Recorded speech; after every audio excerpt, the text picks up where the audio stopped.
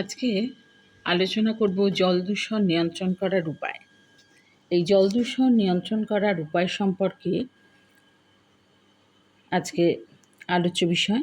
তো দূষিত জলকে নিয়ন্ত্রণ করার যেমন প্রত্যক্ষ উপায় আছে, তেমনি জল যাতে দূষিত না হয় বা জল যাতে দূষিত না করা হয় তার জন্য নিয়ন্ত্রণ ব্যবস্থাও আছে।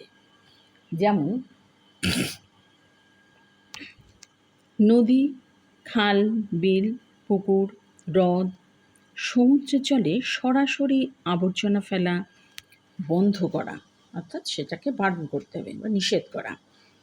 নেক্সট হচ্ছে যে জলকে শোধন করার জন্য বা জলকে শোধন করে তবেই নদী, খাল, বিল, জলাশয়ে ছাড়ার বন্দোবস্ত করা বা বন্দোবস্ত করতে হবে।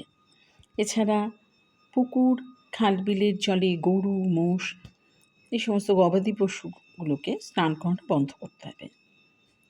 তাছাড়া পুকুর, হ্রদ ও জলাশয়ে চড়া হারে ফসফেট মেশানো ডিটারজেন্ট দিয়ে কাপড় কাচা এগুলোকে বন্ধ করতে হবে।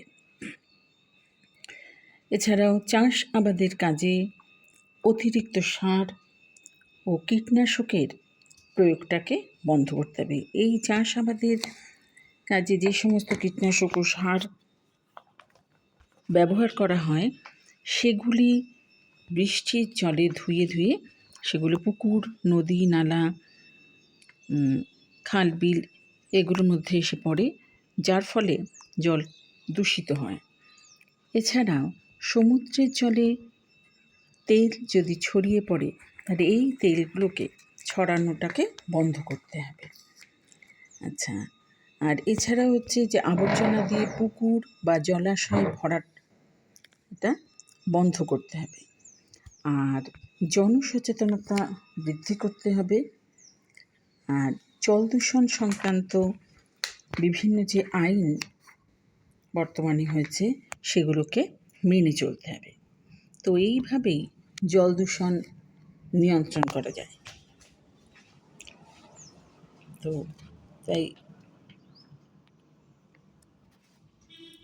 এইভাবেই জল দূষণগুলোকে নিয়ন্ত্রণ করতে হবে। তো এই নিয়ন্ত্রণ করার উপায়গুলো এখানে দিয়ে দিলাম। তাই আজকের আলোচ্য বিষয় ছিল জল দূষণ নিয়ন্ত্রণ করার উপায়।